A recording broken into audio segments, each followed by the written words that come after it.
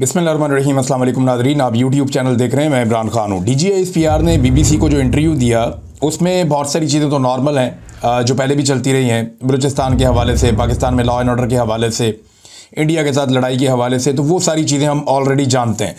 तीन चीज़ें ऐसी हैं जो उन्होंने कहीं और वो तनाज़ा इख्तियार कर गई, यानी वो मुतनाज़ हो गई तीनों चीज़ें, और जो बातें उन्होंने की वो वैसे भी मुतनाज़ ही थीं।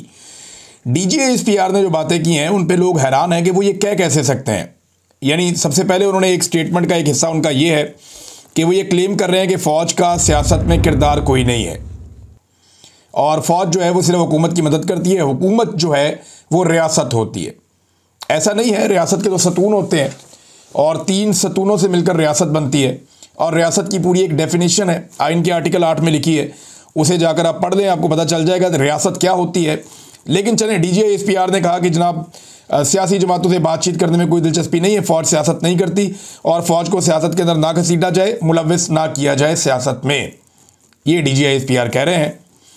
तो ये बहुत बड़ा तनाज़ा बन गया है, क्योंकि एक तरफ DGISPR के जो बॉस हैं, बल्कि उनके बॉस के भी जो बॉस हैं ख्वाजा आसिफ, वो ये कह रहे हैं कि फ़ौज सियासत कर रही है और पाकिस्तान में कोई जमहूरियत नहीं है, बल्कि यहाँ पे एक हाइब्रिड सिस्टम इस वक्त नाफिज है। ये ख्वाजा आसिफ कह रहे हैं, कोई और नहीं कह रहा। पाकिस्तान के वज़ीर दिफा, ये बहुत इंपॉर्टेंट ओहदा होता है, कम से कम बाकी सारे मुल्कों में तो होता है, पाकिस्तान में अगर रेलू कट्टा बैठा हुआ है वजारत दिफा पे तो ये पाकिस्तान का कसूर है, लेकिन ओहदा तो ये अहमियत का हामिल है। और वज़ीर दिफा ये कह रहा है कि यहाँ पे कोई जमहूरियत नहीं है, बल्कि यहाँ पे एक हाइब्रिड मॉडल जो है उसका नफाज हो गया है। दूसरा, बहुत सारे लोग गवाही दे रहे हैं, मोहम्मद ज़ुबैर ने गवाही दी है, ख्वाजा आसिफ ने यहाँ तक कहा कि इतनी सियासत तो हमने सारी ज़िंदगी में नहीं की जितनी जनरल बाजवा की है। तो जनरल बाजवा की सियासत सब जानते हैं, शहबाज शरीफ से मुलाकातें, डिक्कियों में बैठ के जाना और पहुंचना, और बहुत सारे लोगों से और भी मुलाकातें। ये तो खुद बताया फजल रहमान साहब ने, जिनकी सरबराही में एक अपोजिशन का इत्तेहाद बनाया गया था PDM के नाम से, और उन्होंने खुद बताया कि जनरल बाजवा के कहने पे हमने हुकूमत गिराई थी और वोट ऑफ नो कॉन्फिडेंस हम लेकर आए थे। यानी फ़ौज इसके अंदर मुलव्विस थी, फ़ौजी की आदत। फ़ौजी बेचारा जो बॉर्डर पर खड़ा है उसने क्या मुलव्वस होना है, उसे तो पता ही नहीं होता। वो तो बेचारा वोट डालते हुए भी यही सोचता है जैसे आम पाकिस्तानी सोचता है। वो तो पाकिस्तान की किस्मत बदलते हुए देखना चाहता है जैसे आम पाकिस्तानी देखना चाहता है।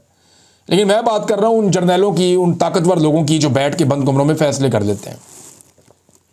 तो यहाँ फ़ौज पूरी तरह से सियासत में मुलव्विस है, हो ही नहीं सकता कि फ़ौज सियासत में मुलव्विस ना हो। इंटेलिजेंस एजेंसीज ने घरों में दाखिल होकर बंदे अगवा किए हैं, बंदों को उठाया है, उनके ऊपर टॉर्चर किया है, अगवा बराए बयान करवाए गए हैं। ISI के, मिलिट्री इंटेलिजेंस के लोगों ने लोगों को पाकिस्तान में जबरी तौर पे लापता किया और लगातार किया है। तो एक तो उनका ये स्टेटमेंट जो है ये बहुत ज़्यादा मुतनाज़ हो गया। दूसरा, जो लापता अफराद के हवाले से उनका एक स्टेटमेंट है, वो बहुत अजीब स्टेटमेंट DGISPR ने दे दिया। उन्होंने कहा कि किसी के पास ये हक नहीं है कि वो किसी को गायब करे, ये DGISPR ने कहा। अब इसकी तफसील आप सुनेंगे तो आप हैरान हो जाएंगे कि पाक फ़ौज के तर्जुबान क्या कह रहे हैं और एक्चुअली जो मिलिट्री एस्टेब्लिशमेंट है वो पाकिस्तान में एजेंसियों के ज़रिए से क्या कर रही है। यहाँ तो लोगों को अगवा करने के बाद उनके कपड़े उतारे गए, उन्हें नंगा किया गया। जमील फारूकी की मिसाल है, शहबाज गिल ने यह कहा था कि उनके भी कपड़े उतारे गए। यही बात जो है वो आज़म सवाती साहब ने कही कि उनको भी नंगा किया गया। तो यहाँ तो लोगों को अगवा करने के बाद उनके कपड़े भी उतारे गए।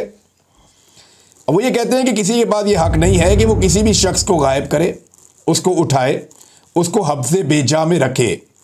इसकी कोई कानून इजाज़त नहीं देता, हम सख्ती से इसकी मुमानियत करते हैं और जो भी ज़िम्मेदार हैं उन्हें तलाश किया जाता है और उन्हें ज़िम्मेदार ठहराया जाता है। तो DG साहब, मैं बता देता हूँ कौन ज़िम्मेदार है। ये वीलॉग सुन के आप मुझे फ़ोन कर दें, मैं बताता हूँ मुझे किसने अगवा किया था और कैसे किया था। और भाई, मैं तो पुलिस के पास गया था FIR करवाने के लिए। जब मैं ISI की कैद से छूट कर आया और आने के बाद चंद दिन में मेरी हालत ठीक हुई तो मैं गया, मैंने कहा जी मैं अपनी FIR दर्ज करवाऊंगा, पुलिस के पास जाऊंगा। पुलिस ने FIR दर्ज करने से इनकार कर दिया। जजों को आवाज़ें मारता रहा, मुझे इंसाफ दे दो, किसी ने मुझे इंसाफ नहीं दिया। लापता अफराद का एक कमीशन है, उन्होंने भी मेरे से रब्ता नहीं किया। कोई बात करने के लिए तैयार नहीं था, कोई बात सुनने के लिए तैयार नहीं था। और मैं चशमदीद गवाह हूं कि मुझे कौन उठाकर लेकर गया, मैं अफसरान को जानता हूं। मेरे घर के ऊपर ये आप कह रहे हैं ना, ये गैर कानूनी छापे, हफ्ज़े बेजा में रखना और ये चीज़ें नहीं करते। मेरे घर पे 2 दफ़ा जो छापे मारे हैं वो इंटेलिजेंस एजेंसियों के लोगों ने मारे हैं। आगा शेख सरवर के घर पे जो ऑफिसर गया था वही मेरे घर पे आया था और कई मजीद घरों पे उसी ऑफिसर ने छापे मारे हैं। औरिया मकबूल जान साहब के साथ जिसने ओल फोल बकी थी वो भी यही ऑफिसर था, वो साफ बताते हैं, और वही उन्हें उठाकर लाया था। और मुझे खुद उस ऑफिसर ने बताई थी ये बात, और मुझे खुद उस ऑफिसर ने भी ये बात बताई थी उस वक्त जब मैं उनकी कस्टडी में था।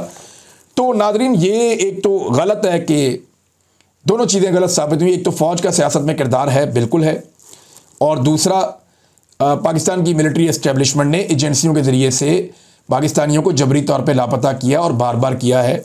ये बड़ा सीरियस मसला है।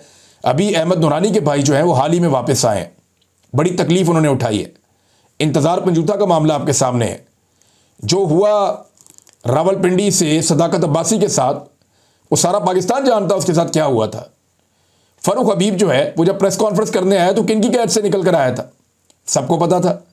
उस्मान डार के साथ क्या हुआ था, कौन उठाकर ले गया था उसे, सारी दुनिया जानती है कि एजेंसियां उठाकर ले गई थी। वो बेचारे शेख रशीद के साथ क्या हुआ था, चिल्ला कटवा दिया उन्हें पकड़ के। वो सारी ज़िंदगी जनाब उन्होंने फ़ौज के साथ तल्लक बनाए, एंड में फ़ौज ने उन्हें अगवा कर लिया, एजेंसियां उन्हें उठाकर ले गई। वो बेचारे अभी तक रोते हैं, उन्हें यकीन नहीं आता कि मेरे साथ क्या हो गया। साफ़ियों के साथ भी यही हुआ। अहमद फरहाद को कौन उठाकर ले गया था, औरिया मकबूल जान साहब को, आफ्ताब इकबाल साहब को कौन उठाकर ले गया था, समी इब्राहिम साहब को कौन उठाकर ले गया था, ये सारी बातें सबको पता है। मुतीउल्लाह जान को भी उठाया गया था और उसके साथ भी जुल्म किया गया था। तो ये दोनों चीज़ें जो हैं ये गलत साबित होगी। तीसरी एक और चीज़ है, उन्होंने मीडिया के हवाले से कुछ कहा, और मीडिया के हवाले से उन्होंने बड़ा साफ साफ ये कह दिया कि जी मीडिया की तो अपनी पॉलिसी है और उनका अपना एक एडिटोरियल है, और इस पे तो हमारा कंट्रोल नहीं होता। यानी हर मीडिया का अपना एक एडिटोरियल है, उसकी अपनी एक पॉलिसी है, और वो पैमरा के साथ मिलकर करते हैं, और इसके अंदर कोई किसी किस्म का एस्टेब्लिशमेंट का रोल नहीं है। भी पैमरा ने 10 मरतबा अदालतों में आकर कहा कि ये चीज़ हमने मना नहीं की हुई, फिर भी टीवी चैनल नहीं चला पाए। क्यों? क्योंकि मना किया गया था। बाकायदा टीवी चैनल के मालिकान को बुलाकर धमकाया गया एस्टेब्लिशमेंट की जानिब से। ये मीडिया मालिकान बेचारे निजी महफिलों में बताते हैं कि हमें धमकाया गया, हमें बुलाकर कहा गया कि आज के बाद या हमारे रास्ते पे चलोगे या फिर हम तुम्हारा जीना हराम करेंगे। ये कहा गया मीडिया मालिकान को। अल्फाज बड़े सख्त थे, वो मैं यहाँ पे दोहराना नहीं चाह रहा। और मीडिया मालिकान को जब धमकाया जा रहा था तो एक सियासतदान भी वहाँ पे मौजूद था उस वक्त, जो फाइलें उठाकर चल रहा था। तो ये सारी दुनिया जानती है कि मीडिया के साथ क्या हुआ है। यानी मुझे जब नौकरी से निकाला गया तो मुझे बताया गया मेरे चैनल की जानिब से बार बार कि जनाब हमें प्रेशर आता है मिलिट्री एस्टेब्लिशमेंट की जानिब से कि इसको नौकरी से निकालो, हम उनके कहने पे आपको निकाल रहे हैं। हमने उनसे पूछा इसने क्या गलत किया है, गैर कानूनी क्या है, तो वो कहते नहीं बस निकालो इसको, तो निकाल दिया। अरशद शरीफ को नौकरी से किसने निकलवाया, ऐसे ही निकाला गया।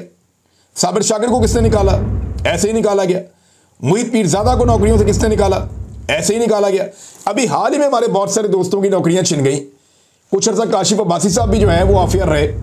किसने किया ये सारा कुछ? मिलिट्री एस्टेब्लिशमेंट ने किया। हामिद मीर साहब अपने मुंह से कहते रहे उनका जब प्रोग्राम बंद हुआ कि मुझे इमरान खान ने नहीं बंद करवाया, मुझे तो एस्टेब्लिशमेंट ने बंद करवाया, मुझे तो एजेंसियों ने मेरा प्रोग्राम बंद करवाया। अपने मुंह से वो कहते रहे हैं। तो ये बाकायदा रोल है। ये तीनों मुतनाज़ चीज़ें थी, मैंने तीनों आपके सामने रख दी हैं। सच्चाई सामने आ जाती है और सच्चाई को सामने रखना चाहिए। यानी अगर आपने कुछ बुरा किया है या कुछ आप ऐसा कर रहे हैं जो गलत है तो फिर खड़े तो हो जाए ना। ऐसा तो नहीं है कि जुल्म और ज्यादती भी जारी रहे और पर्दे के पीछे छुपे भी रहे। तो जो दस्ताने पहने हुए हाथ हैं वो पाकिस्तानी जानते हैं कि वो किसके हाथ हैं। नादरीन, शाहिद अफरीदी एक मरतबा फिर सोशल मीडिया के हत्थे चढ़ गए। हालांकि जो उन्होंने बात की है वो बात मुतनाज़ बनी कैसे वो मैं आपको बताता हूँ। बात जो शाहिद अफरीदी ने की है पहले वो आपके सामने मैं रख देता हूँ। ये जनाब ट्वीट है शाहिद अफरीदी का। उसमें वो कहते हैं कि दरिया सवात में डूबने वाले मासूम लोग आखिरी लम्हे तक बेबसी की तस्वीर बनकर ये इंतज़ार करते रहे कि शायद कोई उन्हें बचा लेगा, मगर उन्हें अंदाज़ा ना था कि जिनकी ये जिम्मेदारी है उनकी तरजीहात कुछ और हैं। अच्छा, ये शाहिद अफरीदी साहब ने ट्वीट की तो बात तो ठीक है कि इन लोगों को बचाया जाना चाहिए था। ये बड़ा जुल्म हुआ है और ये देखते हुए बड़ा दिल टूट रहा है, बड़ी तकलीफ़ हो रही है। मैंने इस पर पिछले वीलॉग में बड़ी सख्त बात भी की है कि बड़े लोगों के बच्चे जो हैं वो कभी इन तकालीफ में नहीं गुजरते। अगर वो अपने बच्चों को रख कर सोचें तो उन्हें पता चले कि ख़ानदान जब डूबता है तो कितनी तकलीफ़ होती है। और इनको बचाने के लिए मामूली ज़राए चाहिए थे, कोई बहुत बड़े, कोई ऐसा नहीं था कि कोई बहुत बड़े स्ट्रक्चर चाहिए थे। मामूली ज़राए और ट्रेनिंग होती तो इनको बचाया जा सकता था। अब जो इतलात आ रही हैं उन इतलात के मुताबिक इस वक्त जो लेटेस्ट खबर है उसके मुताबिक मूसलाधार बारिश के बाद ये क्लाउड ब्रस्ट हुआ है ना उधर स्वात में, मदेन से आगे एक इलाका है वहाँ पे, और उसमें पता चल रहा है कि 75 अफराद सवात में जो तुगयानी है उसके बायस बह गए हैं। ख़वातीन और बच्चों समेत 75 से ज़ायद अफराद दरिया की मौजों की नज़र हो गए हैं। रेस्क्यू टीम ने ताहाल 5 अफराद की लाशें मज़ीद निकाल ली हैं और कह रहे हैं कि 55 से ज़ायद अफराद को ज़िंदा बचा लिया गया है। 20 से ज़ायद अफराद की तलाश का अमल अभी तक जारी है, जिनका कोई पता नहीं चल रहा। एक ही ख़ानदान के 9 अफराद समेत 17 अफराद दरिया में गिर गए थे, जिनमें से 4 की लाशें निकाली गई, 3 को ज़िंदा बचा लिया गया, दीगर नहीं मिले। उनके बारे में ये जो है वो शक है कि शायद वो लोग जाँ बहक हो गए हैं, इस हादसे की नज़र हो गए हैं। अब शाहिद अफरीदी साहब ने जनाब ये ट्वीट किया तो लोगों ने उनको आड़े हाथों ले लिया, क्योंकि शाहिद अफरीदी साहब ने सेलेक्टिव एक इंसिडेंट के ऊपर ये ट्वीट किया।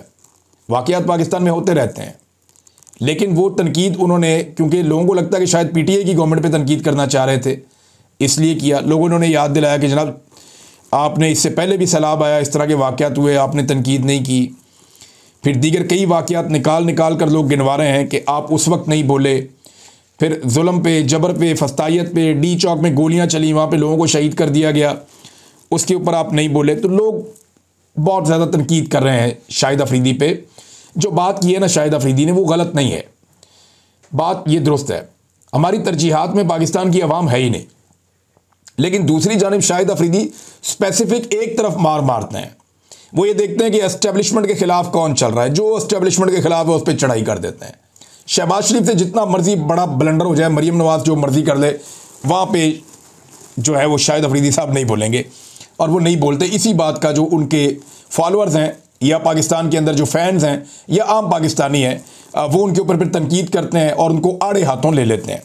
एक और नाज़रीन, एक बड़ा तौहीन अमेज़ मंजर है जो मैंने देखा, ये भी बड़ा तकलीफ दे है। एक तो सानिया हुआ और उसके ऊपर एक सानिया और हो गया। स्वात इंतज़ामिया ने, ये मोहम्मद फ़हीम साहब ने ये खबर दी कि स्वात इंतज़ामिया ने सैलाब में जाँ बहक होने वालों के लिए जो ताबूत भिजवाए, वो टीएमए के कचरा उठाने वाली गाड़ी के अंदर भिजवाए। ये गाड़ी आप देख लें, ये हालात आप चेक करें, कितनी तकलीफ दे बात है। ये कचरा उठाने वाली गाड़ी है और इसके अंदर ताबूत भिजवा रही है स्वात की इंतज़ामिया कि जनाब इनके अंदर जो शोहदा हैं उनको लाया जाए। अब ये सिविलियंस की इज़्ज़त है इस मुल्क के अंदर, ये इंतहाई अफसोसनाक बात है। ये जो लोग जाँ बहक हो गए हैं, इनकी ताबूत तो किसी सही गाड़ी के अंदर भेज देते। बेशुमार गाड़ियाँ वहाँ मौजूद हैं, तो कचरा उठाने वाली गाड़ी के अंदर अगर इनके ताबूत आप भेजेंगे तो ये अच्छा जेस्चर नहीं है। इसके ऊपर इंक्वायरी होनी चाहिए और माफ़ी मांगनी चाहिए। और जो स्वात में इंतज़ामिया इसके लिए रिस्पॉन्सिबल है, चाहे वो NDMA है, चाहे वो PDMA है, चाहे वो वहाँ का DC है, इन लोगों को मुस्ताफ़ी होना चाहिए। जो लोग ज़िम्मेदार हैं उन्हें मुस्ताफ़ी होना चाहिए। और आप देख लीजिएगा, ये वाक़े के बाद कोई भी इस्तीफ़ा नहीं देगा, बल्कि कोशिश करेंगे कि जान बच जाए, एक दूसरे के ऊपर डालेंगे और किसी एक आधे को ट्रांसफ़र कर दिया जाएगा, एक जगह से हटा के दूसरी जगह लगा दिया जाएगा, अगर ज़्यादा से ज़्यादा इंक्वायरी हुई तो भी। वरना इस तरह के वाक़यात के ऊपर कोई इंक्वायरी भी नहीं करता पाकिस्तान के अंदर। ये समझते हैं रूटीन है, कीड़े मकोड़े हैं, ये मरते रहते हैं, खैर है इनकी। नाज़रीन, अदलिया की पाकिस्तान में हालत ये हो गई है कि ये वाले फ़ैसले के बाद मैं लोगों की राय देख रहा था, मैसेजेस पढ़ रहा था, तो पाकिस्तान का बच्चा बेंच या जज की शक्ल देख के पहचान जाता है कि अब ये क्या फ़ैसला करने वाला है। अदलिया की ये हालत हो गई है इस मुल्क के अंदर। यानी किस लेवल की नाइंसाफ़ी होने वाली है, ये जानने के लिए पाकिस्तान का बच्चा सिर्फ जज की शक्ल देखता है और बताता है कि ये जज नाइंसाफ़ी के किस लेवल पे जाने वाला है।